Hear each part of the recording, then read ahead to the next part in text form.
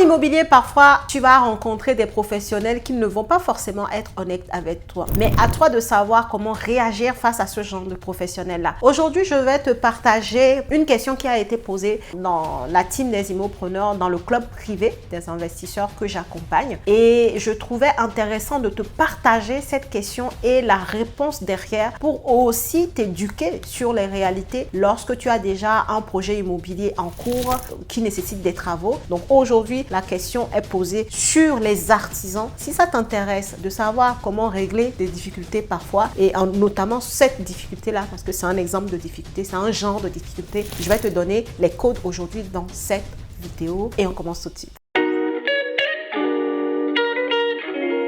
Tout d'abord, je vais commencer à lire la question qui a été posée par Reine de la team des immopreneurs, du club des immopreneurs. Et ensuite, on va répondre à la question. Elle dit « Coucou la team, j'espère que vous allez bien. Besoin d'un conseil. Je suis en plein travaux et j'ai l'artisan qui m'a posé un sol que je n'ai pas choisi et qui ne me convient pas du tout. J'ai envoyé un message au maître d'œuvre pour savoir pourquoi ça ne correspond pas à mon choix. Il m'a répondu qu'il s'est trompé. Donc, le maître d'œuvre s'est trompé lorsqu'il a donné l'information du choix de la référence que Reine a choisi pour son sol. Je lui ai fait comprendre, je n'aime pas du tout. Il m'a dit qu'il verra avec l'artisan pour savoir ce qu'il peut faire. Et là, patatrac, il m'envoie un mail pour me dire qu'il pourra rien faire. Mais ça ne me convient pas du tout. Je ne sais pas quoi faire. Voilà le problème de Reine. Alors, je te refais le récap très rapidement sur sa problématique avec son artisan. Alors, Reine est sur un chantier aujourd'hui pour son bien qu'elle a acheté. Donc, elle est en train de faire des travaux. Elle a confié la gestion des travaux au maître d'œuvre et qui est avec ses artisans, quoi. Tu sais,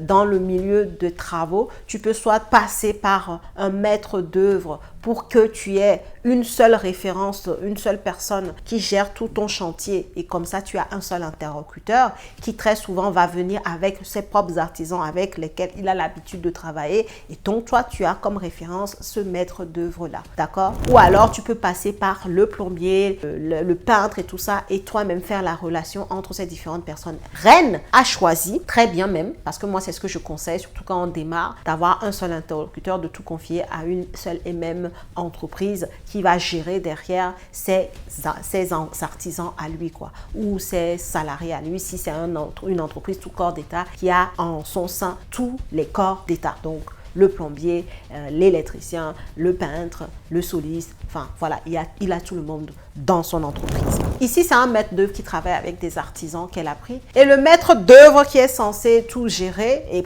par qui toutes les communications passent pour arriver aux différents artisans, Reine lui a donné la référence qu'elle veut de son sol. Le maître d'œuvre prend l'information, mais traite ça différemment, c'est-à-dire il ne donne pas la bonne référence à l'artisan. Donc l'artisan, lui, il fait selon ce que son maître d'œuvre lui dit, hein, et donc il a posé un sol qui est différent de ce que Reine avait choisi et a communiqué au maître d'œuvre. Maintenant, le maître d'œuvre lui dit, en fait, il ne peut rien faire. En fait, il ne peut rien faire parce que le sol est posé et que ça a été son erreur, mais qu'il ne peut rien faire. Alors que c'est un sol que Reine n'aime pas. En fait, ce sont des genres de choses qui peuvent arriver à tout le monde, quoi. Sur les chantiers, en immobilier en général, il peut se passer 10 000 choses, en fait. Le tout, c'est de savoir, toi, comment réagir en face de cette situation-là. Comment faire? Est-ce que tu te dis, ok, il ne peut rien faire et donc je laisse couler alors que le sol ne me plaît pas du tout et ce n'est pas ce que j'ai choisi. C'est-à-dire, c'est pas moi qui ai fait l'erreur de lui envoyer une mauvaise référence de ce que je veux. C'est le maître d'œuvre qui fait l'erreur de ne pas donner la bonne référence à l'artisan. Et ce même maître d'œuvre vient me dire que, en fait, ils ne peuvent rien faire.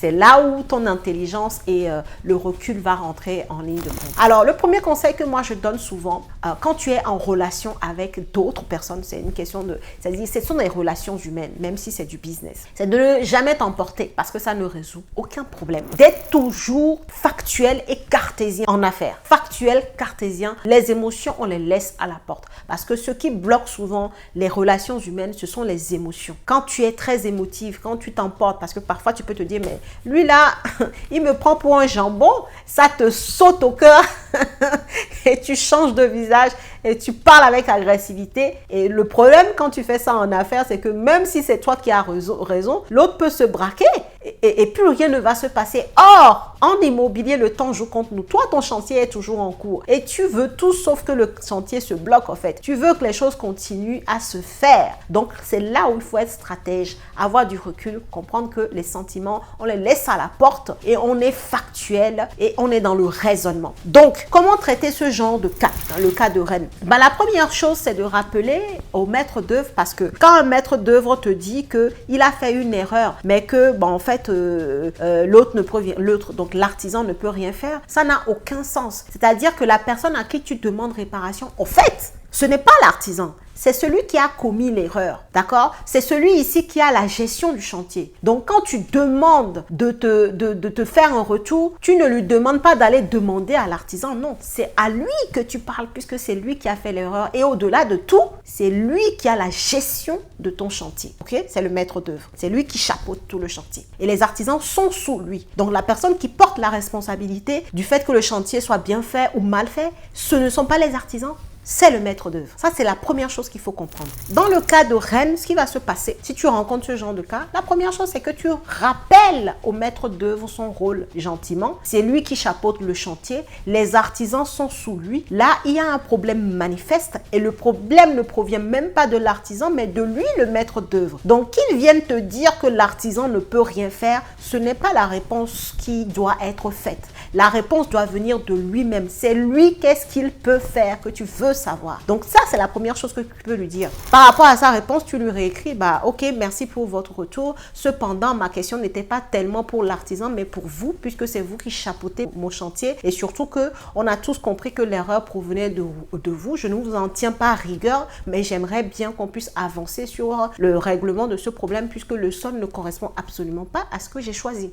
Donc, qu'est-ce qu'on peut faire? Qu'est-ce que vous proposez? Qu'est-ce que vous, maître d'œuvre, proposez? Donc ça, c'est ce que tu peux lui répondre en fait. Maintenant, ce qui peut se passer, c'est qu'il peut te faire un retour en essayant toujours de te donner des arguments qui ne vont pas tenir debout, évidemment, puisqu'il n'a pas de raison, enfin, il ne peut avoir un argument valable par rapport à ce problème qui est une erreur de son côté. Par contre, comme j'ai dit, il faut rester factuel, cartésien dans le raisonnement. Tu as un chantier que tu veux qu'il aboutisse. Dans ce cas-là, dans cette problématique-là, il va y avoir deux solutions. Soit le maître d'œuvre va prendre sur lui pour pouvoir faire intervenir à nouveau l'artisan pour qu'il enlève le sol actuel et donc émettre la référence que Rennes a choisi pour le coup à ses frais à lui, maître d'œuvre, ou soit Rennes accepte de rester sur ce sol qui a déjà été posé et dans ce cas-là, elle demande juste des dédommagements, elle demande un geste commercial au maître d'œuvre par rapport à sa rémunération par exemple qui va être revue à la baisse pour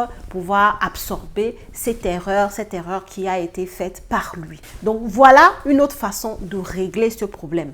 Mais si tu devais retenir une chose ou deux, c'est la maîtrise des émotions face au problème et c'est le fait d'être factuel, de savoir à qui incombe quoi, peu importe ce que la personne en face veut te faire croire. Toi, tu dois avoir du discernement pour savoir à qui incombe quoi et pour pouvoir rétablir l'ordre des choses et à trouver une solution amiable. Très souvent, c'est ce qui est mieux de faire, trouver une solution amiable à chaque problème. Voilà ce que je voulais partager avec toi dans cette vidéo. Ce sont des réalités sur l'immobilier. Moi, j'aime bien aussi vous faire des vidéos où je vous parle de problèmes qui peuvent arriver, de petites problématiques, parce que c'est une très petite problématique, franchement.